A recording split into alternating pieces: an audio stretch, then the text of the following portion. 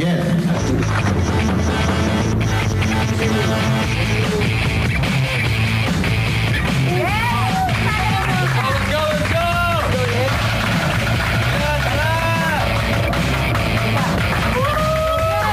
Ako kuya, sa sarili ko, alam ko na kaya ko. Ako naman walang arte naman sa katawan.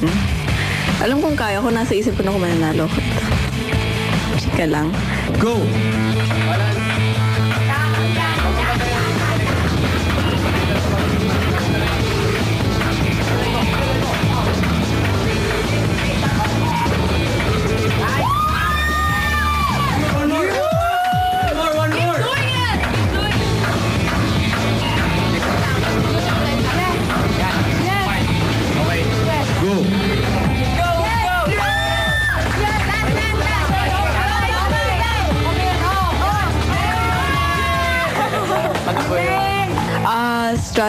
Strategy lang kuya. Science ba? Push the ball with your hand. Just use your legs. Yung pagtaas nyo, pang-balance lang yung kamay. Oo, pang-balance. Pang-balance lang yung kamay. Huwag niyo ipupush yung ball kasi pag pinush nyo, mag-lean forward.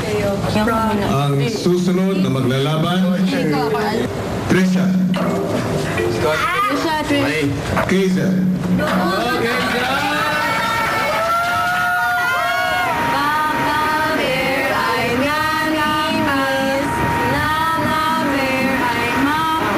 Nagpaparinig po sila sa akin po na kung ano na Papa Bear, I miss you, yung mga gumagano po. Na medyo pinapansin ko naman po na medyo pigil din. Yung Papa Bear ay sobrang cute. Naasar po nila si Joe. Parang pinaparinggan po nila, namimiss po nila si Joe. Hindi ko lang po alam sa kabila kung namimiss nila si Trisha. Pero sa gitna ng laban, ang apartment teens may napuna kay Trisha.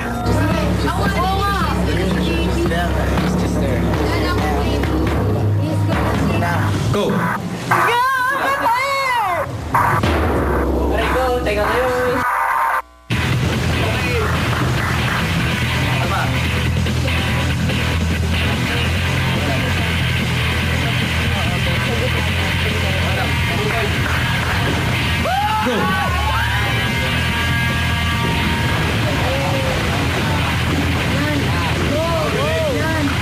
Go!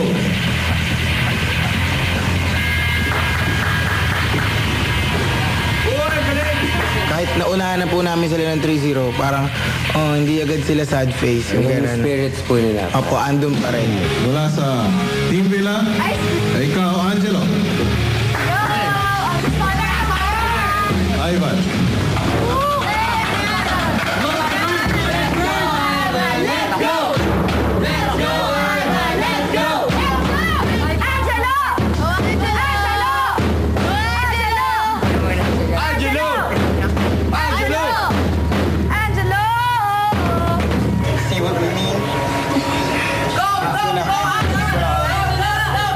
Pero hindi ko lang po nagustuhan yung pinakitang attitude ni Trisha kami.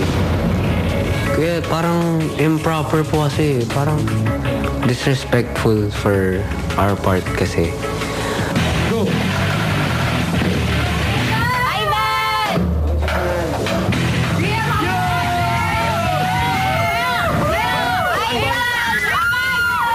Ang panalo Sino ang mahugas ng plato? ay ikaw, Ang sama talaga yan. Edward. Angelo. Sino! Rock my world, bro!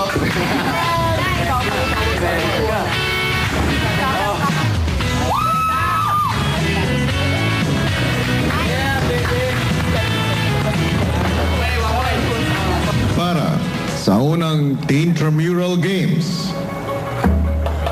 with a score of 10 points ay kayo Villa Housemates. Congratulations.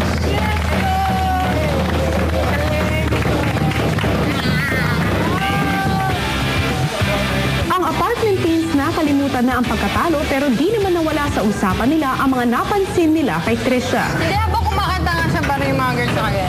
Oo. Every time she says, ganun yung mga yung pagkana ang corny. Tapos you rock my world, ganun mo ibig sabihin, ang corny ng kasama ko. You rock my world. Pagka ginagano na kayo, rock my world, Pero ang corny nothing's mo. changed. Oh, that's nakakairita, doon mo nakakairita. Yung mga gano'n. Sana naman, at least, mag-open up sila na sabihin nila kay Trisha yung nafe-feel nila kung, yun nga, kung may inis rin sila para matulungan din magbago. Pero ano nga kaya ang masasabi ng Villa Teens kay Trisha? Hindi naman ba ako mahirap pakisamahan? Hindi nga. Gusto mo namin, di ba? Actually, dati una parang ganun. Yung nandun ka sa kabila. Nandun ka sa kabila? Iba yung Iba yung pagtingin namin sa'yo. Oo. Kaya nga yun yung sinabi ko, di ba? Nung una, Lahat ng tao, iba-iba yung Impression ba sa isang Impression. tao? Nasa mukha lang kasi. Mukha kang suplada.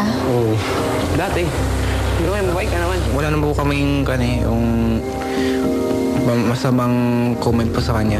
Basta maganda po siya makisama po sa mga housemate niya. Kahit parehas po sila ni S-Love na maingay.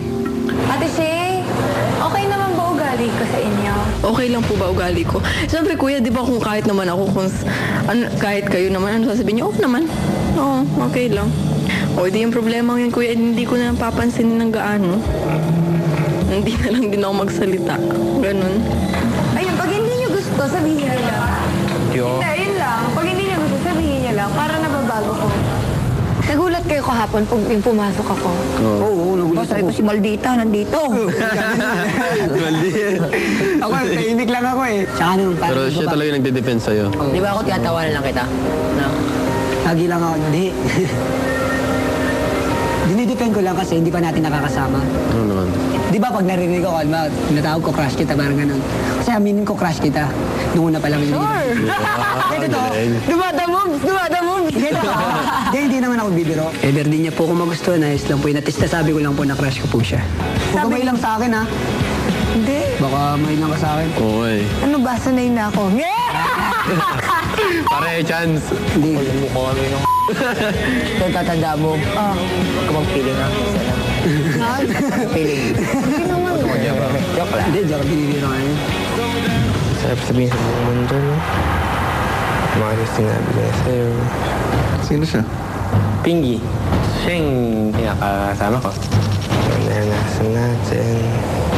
Pag-miss nga, naisip ko yun na mag-VE.